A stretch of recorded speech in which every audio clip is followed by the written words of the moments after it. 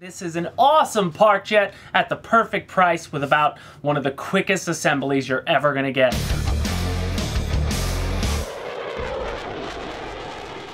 Hobbyists, welcome back to Motion RC. I'm James, today with an assembly, unboxing, and spec overview of the 64mm F-8 Crusader from Freewing. This is an awesome park jet at the perfect price with about one of the quickest assemblies you're ever gonna get on a foam electric plug-and-play aircraft. The Crusader, we've had this out now for about 2 years now, and it is awesome. The level of detail you get at the price in what is, pretty good size model, fits nicely in your hand, but it just looks so well detailed. But what I love the most, again, getting into the assembly, it is all glue. You don't have any screws that you have to do. Just taking a look around it, it is driven by it's just a 3-channel jet. So the ailerons and the elevator are connected to the same, to each side connected to a servo. So it's an Elevon setup, which is really cool, makes it very simple, very user-friendly, if you will, beginner-friendly, if you're getting into some sort of park jet like this. So again, what we're gonna do is take you through a full unboxing, which will take no time at all, go through the spec, and then step-by-step assembly. So let's show you how it came out of the box.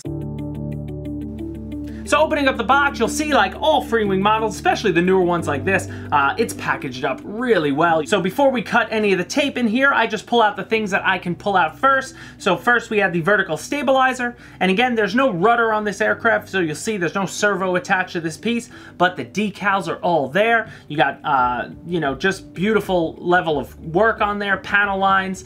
For what she is at this price, it looks really awesome.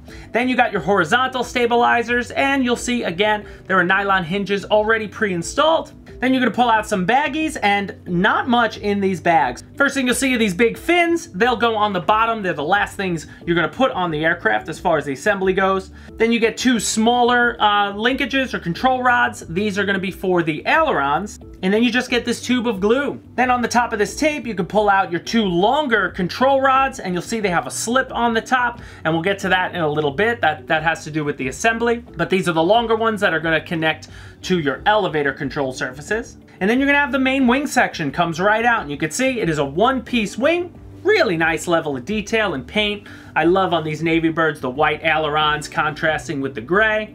And again, your roundels are there, everything is there, panel lines look good.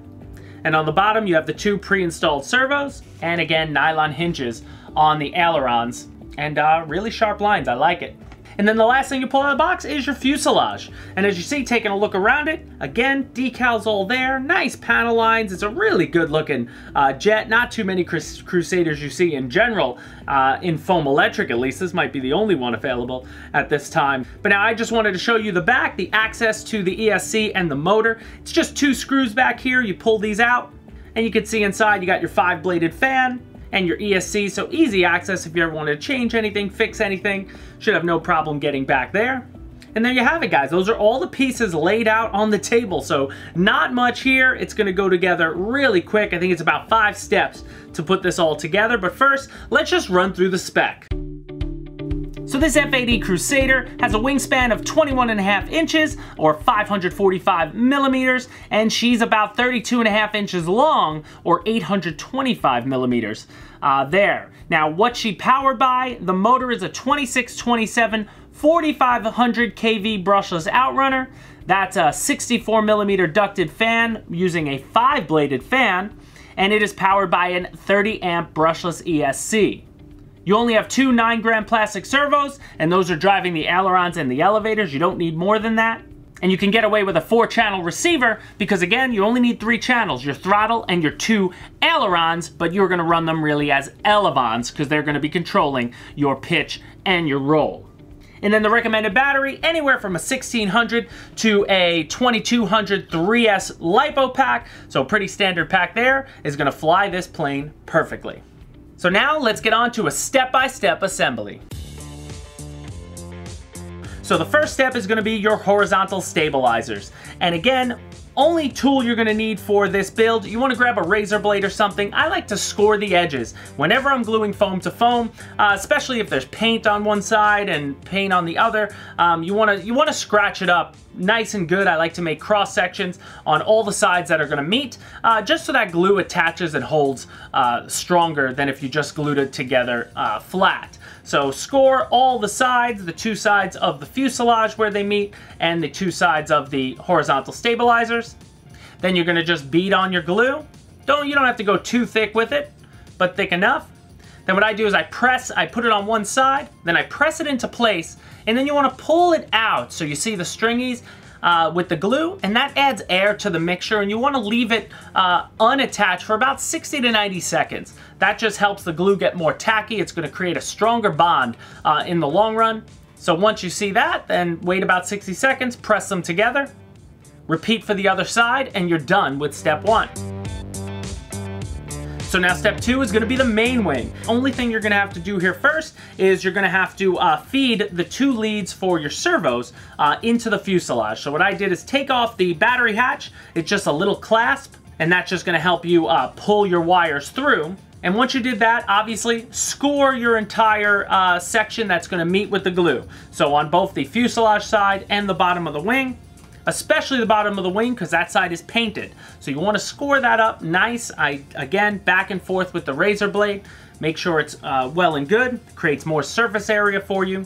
And once that's done, I took the glue and I just put it on the fuselage side, on all the spots that are going to meet the wing. Put it on there nice and thick. And then you're going to feed the servo wires, servo leads through. And then as you press the wing on top, just pull on those servo wires. You want to make sure that they don't get caught between the wing and the fuselage. But once they meet, it's a perfect flush fit. Press down and then lift it up. And again, wait about 60 to 90 seconds for the glue to get air into the mixture, create that stronger bond, and then press it down, and you are done with step 2. So step 3, same as the first 2 steps, we're just gluing on the vertical stabilizer. So take your razor blade, or some sandpaper, however you want to do it, and score up the sides that are going to meet, both on the fuselage and on the vertical stab. I press the glue on one side, and then just press those 2 together. And at this point, as you can see me holding, you're holding a virtually completed F-8 Crusader. You just need to put on your accessories, your fins, and bind it up to do your linkages.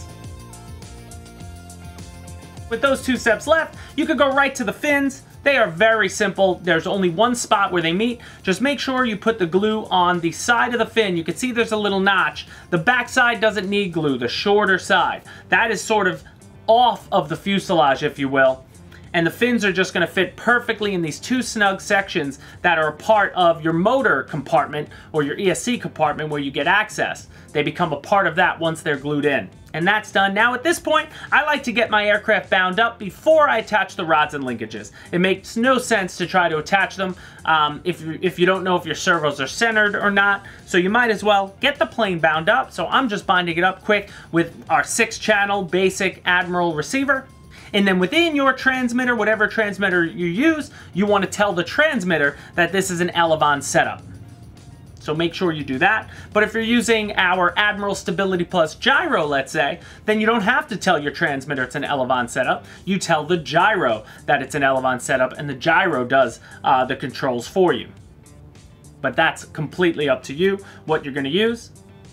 So now that she's all bound up, as far as the book, I'm just following straight by the book of how they show you how to set it up. So again, you're gonna have 2 push rods coming out of your servo. So your aileron push rods, the shorter ones, they're gonna go into the 3rd hole on the servo arm like you see here. And then they are gonna connect to the 2nd hole on the control surface itself. And then the longer elevator push rod, they go into the 1st hole on the servo arm, the top one if you will, the one furthest from the mechanism. And then they'll connect also to the middle or the 2nd hole on the control surface on the elevator. Now once you get those connected, obviously you're going to make sure they're centered. Then you see the little slidey piece of carbon over your long elevator rod. There is a little section on the horizontal stabilizer where you can glue that down, so then that piece doesn't move, and it helps keep the the servo rod nice and straight. So you just want to add a little glue there. And then at this point, you are done with the assembly of the F-8 Crusader. And here you have it, guys. This is a fully completed F-8 Crusader. I haven't flown this in a good little while, so I'm excited to get one out again. I'm excited to fly all these little park jets because they're just so much fun just to toss in between your bigger models. I mean, I suggest everybody should always have 1 or 2 good park flyers to fly around just to warm up your thumbs and just have a little fun. She looks so good. She's different. You know, you don't see these type of models molded often, so it's nice to have one like this available. But again, she looks nice and clean. The scale details on this are great. I'll just show you, again, you have a little spring-loaded hatch here. And what I like about the Freewing, this model, they added a little wood there. So actually the screw goes underneath. It's not just stuck in foam. There's actually a piece of wood where that latch connects to, which is a nice little detail, just a little detail that works well. But you can see inside, I still haven't mounted my receiver, but I'm thinking some sort of placement up top on the roof there. And then your battery is going to be about here. I didn't do the CG yet. We'll do the CG, the rates, and all that in the flight video when we eventually get there. This video is really just to show you what you got and how to build it, assemble it. I can't even say the word. I built nothing. There's no building on this model. But that's a 2200 Admiral 3S. Fits perfectly in there. Let me plug her in, so at least we can run her up and show you how the control surfaces work.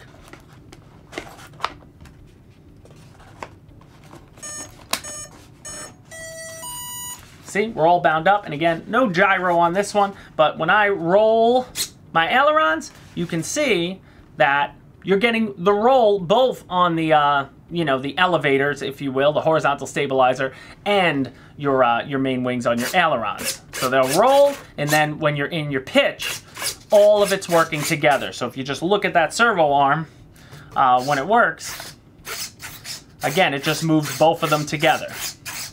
And once you glue that rod down, there's some play in it. But again, this plane, it does about 65 miles an hour. It's, you know, I've flown this a bunch of times when it first came out. It holds up really nicely and does everything that you're going to want it to do. And I've seen guys do the mod too, where the wing, like the real one, the hydraulic, the wing would lift off the top. Guys have made that mod. People do, you know, the coolest stuff when it comes to this, but I'm excited to get back out with this. I remember flying, you should be able to get about 3-4 minutes on a 2200, depending on your flying style, but we're gonna test that again when we get out with her, and you just wanna give her a nice, good launch. Let me run up the fan right into the camera. I wonder if she'll float in my hand. Oh. Well, that's cool. That battery's almost dead though. And one other thing I like, guys, like I mentioned in the step-by-step addendum, I don't have them here, but this is where your landing gear would attach to, so you can buy a separate optional landing gear. You get fixed mains, so they will just live there, and a fixed nose gear, but you just pry this plate out, and you can get access to it from the front as well. And you can see in here, you can see it down in there, that would also add a nose steering servo. So that would, again, that would just you put on the rudder channel on a 4-channel receiver that you can get away with, and then you'd have nose steering, and you'd be able to take this baby up off of pavement. I wouldn't suggest grass, but if you guys like flying with a fixed gear, that option is always available. But I like the Tom Brady, you know, toss, if you will. I said Tom Brady. But that's it, guys. So any questions you have on the F-8 Crusader, please ask away in the comments down below. Link to the battery, to the receiver, to the plane itself is in the description for both our US and EU stores. And look forward to the flying video, because as soon as that releases, that link will also be in the description of this video if you're catching it later on. Thank you so much for joining, guys, and we'll see you next time at Motion RC. Fly a park jet.